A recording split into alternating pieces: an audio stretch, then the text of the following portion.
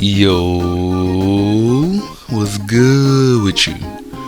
Back in black with another Enlisted video. If you guys are new to the channel and you love shooting games just like me, make sure you aim for that like button and hit that subscribe button as well. It'll help you find better teammates and improve skill-based matchmaking. At least I hope so.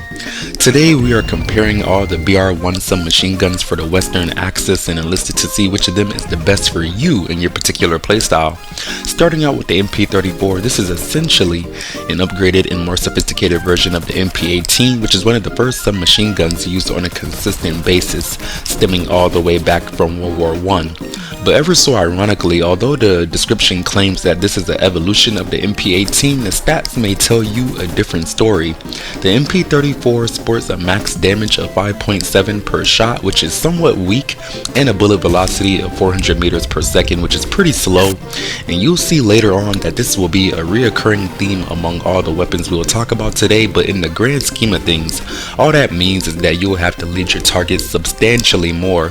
the further they are away from the barrel of your gun, which makes sense from a submachine gun perspective, so don't necessarily take that as a complaint. But speaking of the range, this is a more subjective take, but despite having a vertical recoil stat of 35 and a horizontal recoil of 14,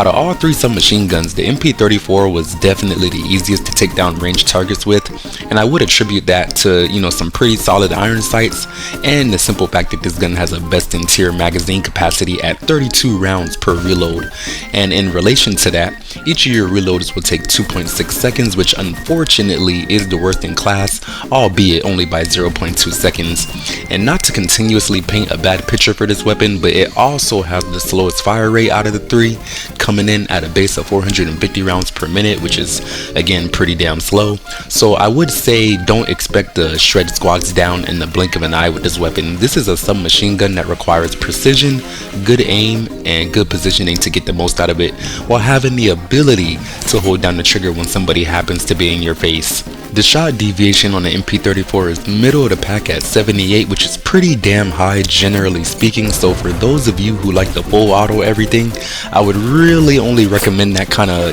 playstyle out to 10ish meters to avoid suffering a bunch of misses from the spread. Anything outside of that, it will benefit you greatly to shoot in bursts, very much akin to the Allies grease gun. But overall, I would recommend playing back a smidge more than normal with this weapon and try to aim for the upper chest and head as much as possible to counterbalance the negative effects of that horribly slow fire rate and get the most out of your 32 bullets. From my personal experience, this gun was actually the one that took me the most time to get footage for, so I'm partially biased against it, but I will say that it has arguably the best sights in the tier depending on what you like. And I think a lot of people generally prefer a submachine gun which that has a higher capacity magazine, so they don't have to reload every 2 kills. But although it does have a really good magazine, the fire rate, generally speaking, is something that I'm sure will turn a lot of you off. So I'm not 100% sure about my placement of this gun just yet.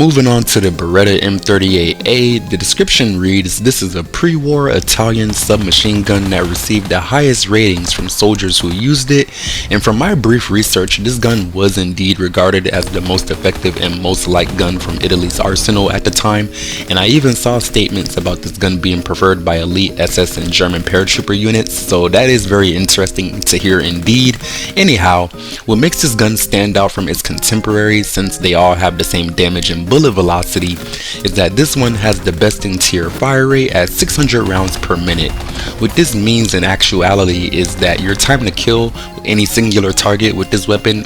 will pretty much be the fastest out of all three, because it's putting the most bullets downrange at any given moment. But that's not to say that it doesn't have a limiting factor. To my, and I'm sure many of your dismays, the Beretta only features a 20 round box magazine, which honestly breaks my heart. But let's be real,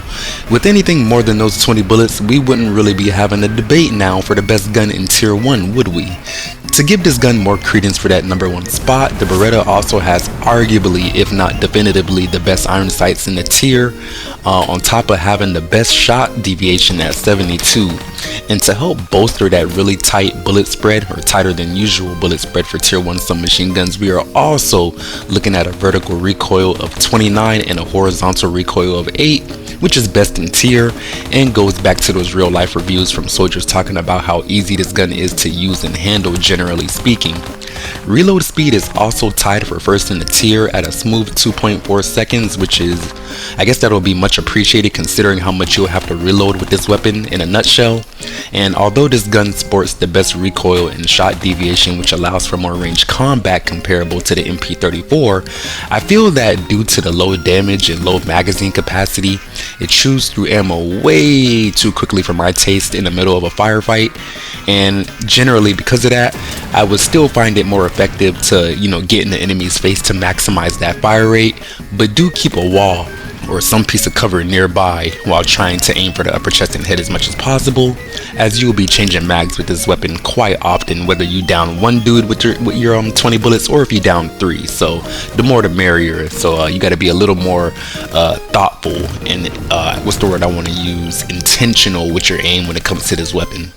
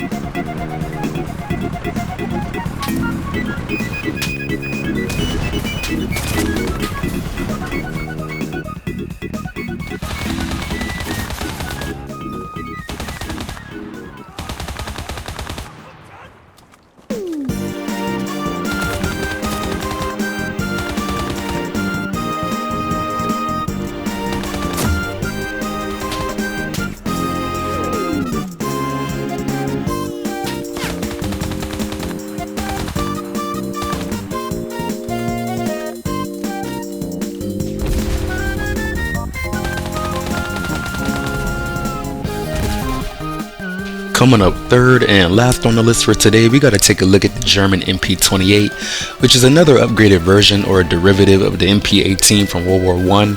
And I will say the description for this one kind of makes me chuckle a little bit, as you know, it only references the only upgradable features being a more reliable magazine and the addition of a fire mode selector, and ever so unfortunately in practice, the upgraded magazine isn't necessarily something that you'll get to relish in or notice, as it is still tied for first place with the reload speed coming in at 2.4 seconds, which is very disappointing considering that this weapon also sports a very underwhelming 20 round box magazine. And what's even worse about this gun is that it has a barely better than the MP34 fire rate coming in at 480 as opposed to 450. So in the same vein, don't expect too much of a performance difference there.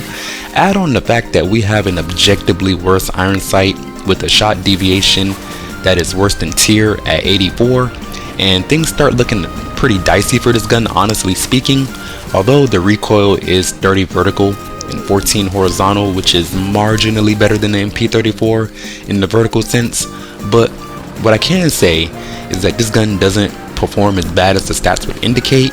I actually prefer it to the MP34 at close range, even though it has less bullets in the magazine, but of course that's mostly due to the fire rate. And I would say, as long as your targets are within 10 meters and you only full auto people when someone is right in your face, this gun should perform decently, if not well, for you. But yeah, man, as far as the overall rankings of these guns are concerned, I gotta go with the MP28 at bronze definitively. It is objectively the worst gun out of the three. As far as silver is concerned, that one was a little bit more of a toss-up, but I think I'm gonna go with the MP34 as far as second place. And then of course, when it comes to first place and taking home the gold trophy, I can give that one comfortably to the Beretta. And just to explain my reasoning a little bit more, the MP34 was making a strong case for first place with that 32 round box magazine, but I find due to the infield performance over a span of many games, I find that I'd rather just lose out on the extra bullets to get a better iron sight and a better fire rate overall. The MP28, on the other hand, while serviceable, barely serviceable I should say, unfortunately had no standout features that would make me tell somebody to choose that gun over the, any of the other two for that matter. So long story short, if you're a more ranged player, then I would say go with the MP34, and then if you enjoy getting up close and personal and getting in people's face, then the Beretta will serve you well, just like it did the soldiers in real life. But yeah, don't forget, at the end of the day, these are just my personal opinions, but hopefully you guys found my takes, my analysis, and the gameplay useful. If you did, don't forget to aim for that like button and shoot that subscribe button as well. It'll help you find better teammates and improve your skill-based matchmaking. Oh, and if you agreed with anything I said, don't forget to share this video with any new friends that you have that started playing Enlisted, as I'm sure it will serve them well as well, as far as choosing which gun to spend most of their silver on, which is very hard earned and hard fought in this game, and of course choosing which gun to upgrade over and over again as well. But yeah, man, other than that, I appreciate you guys for watching, and I hope you have a lovely rest of your day. Black Guy out.